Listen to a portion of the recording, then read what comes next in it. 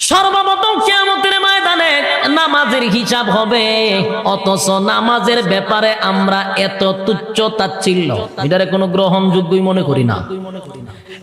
যুবক ভাই, অথচ তোমার বোঝা আমার বোঝা দরকার।